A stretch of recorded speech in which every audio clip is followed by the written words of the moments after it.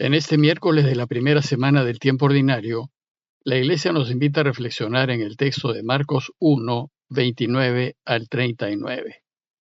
Les leo el texto. En aquel tiempo, al salir Jesús de la sinagoga, fue con Santiago y Juan a casa de Simón y Andrés. La suegra de Simón estaba en cama con fiebre y se lo dijeron.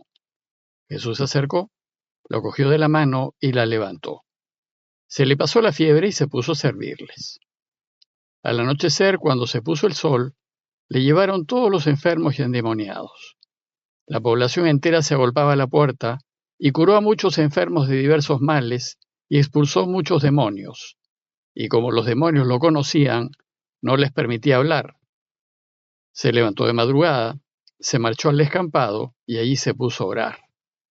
Simón y sus compañeros fueron y lo encontraron y le dijeron: «Todo el mundo te busca».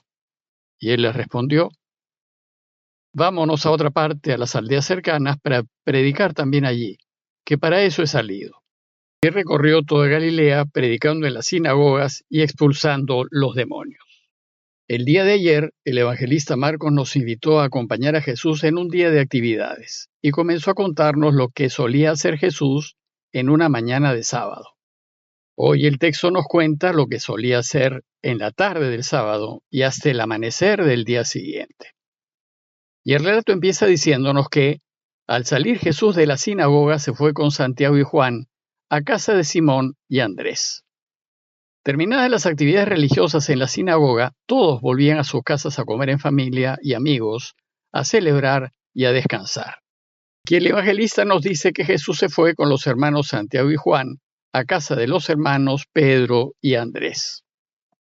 Los habitantes de Cafarnaúm solían vivir en clanes familiares, en donde los diversos grupos de familias tenían sus cuartos en torno a un patio central, en donde se encontraba el horno, la piedra de moler, etc., y que servía de sala, lugar de reunión o lugar común. Simón y su familia, incluyendo su suegra, y su hermano Andrés parece que vivían en el mismo espacio familiar, y Jesús compartía el espacio de la familia de Pedro en lo que consideraba su casa. El sábado, después de los oficios de la mañana, las familias solían reunirse a menudo con amigos para comer juntos, celebrar, agradecer a Dios y descansar. Pero el texto nos dice que, al llegar a casa, la suegra de Simón estaba en cama con fiebre y se lo dijeron. Tal vez debieron decírselo con un poco de escrúpulos, porque era sábado, día de observancia religiosa, y en ese día no estaba permitido trabajar, y curar era un modo de trabajar. Pero el texto nos dice que Jesús se acercó, la tomó de la mano, y lo hizo sin importarle el contagio ni caer en impurezas legal por trabajar en sábado. Y la levantó, y ella se puso en pie. Pues esto es lo que tenemos que hacer siempre: levantar al caído, al débil, ayudarlo y animarlo a que retome su vida ordinaria, a que se ponga de nuevo a caminar.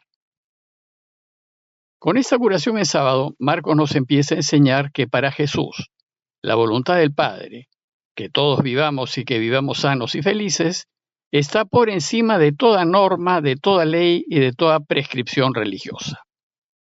Y nos enseña que cuando hay una persona en necesidad, si podemos hacer algo por ella, debemos hacerlo, sin importar las consecuencias.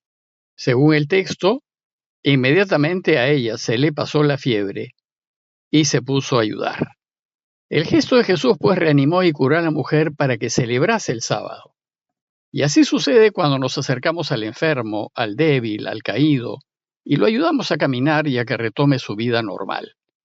Si hacemos así, le quitaremos la fiebre, lo mejoraremos.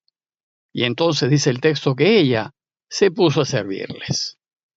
La suegra retomó sus actividades ordinarias y sirvió el almuerzo para todos. El servir y comer en sábado no era considerado trabajo. Cuando una persona es curada por Dios, si ella, agradecida, reconoce lo que Dios ha hecho en su favor, su deseo natural es buscar hacer algo por él, servirlo, atenderlo y ayudarlo ayudando a los demás.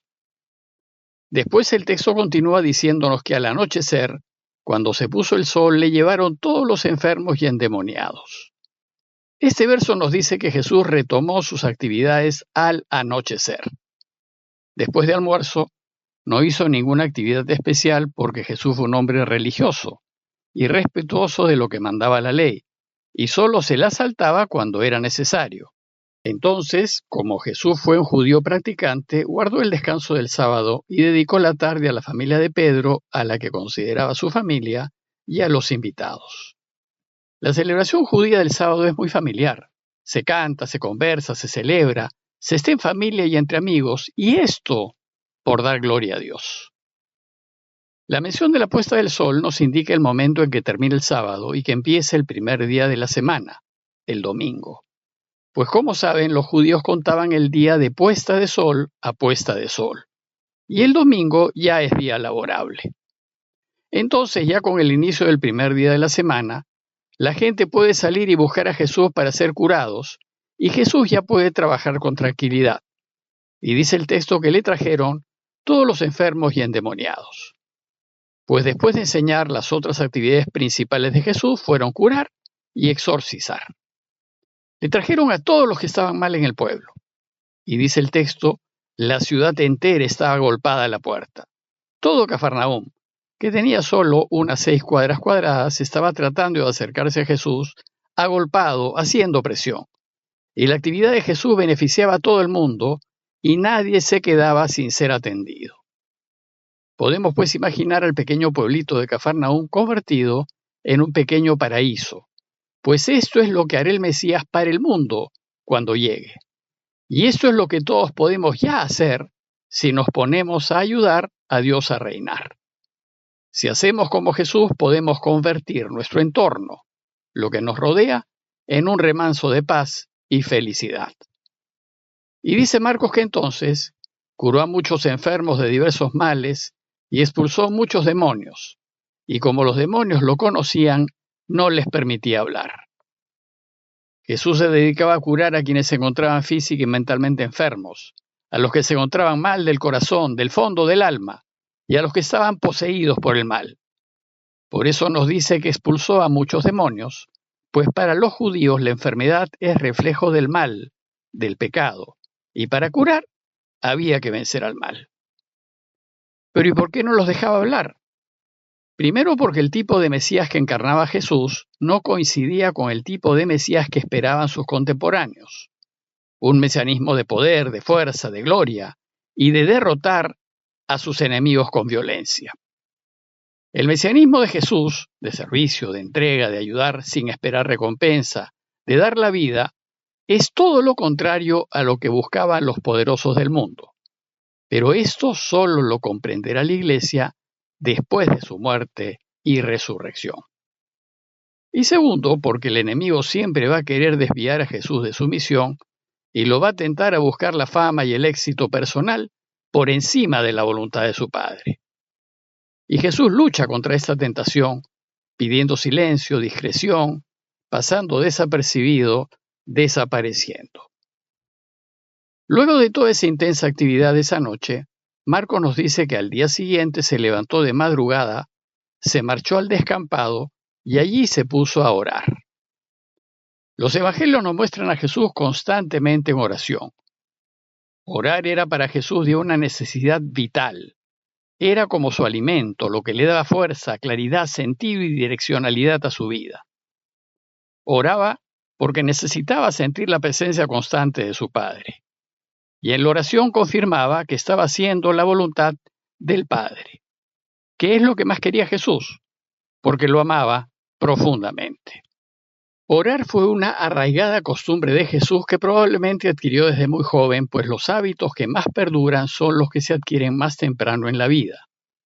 Y entonces va a buscar los momentos más apropiados para hacerlo.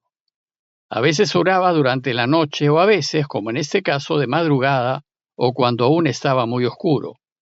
En realidad, los momentos más apropiados para orar son aquellos de mayor tranquilidad. Y también lo son los lugares silenciosos, como el monte o el desierto. Por eso dice Marcos que se levantó, salió y se fue a un lugar solitario. Por ser pequeña y con mucha familia haciendo otras actividades, la casa de Pedro no parecía ser la más apropiada para orar, lo que dificultaba centrarse en el Padre.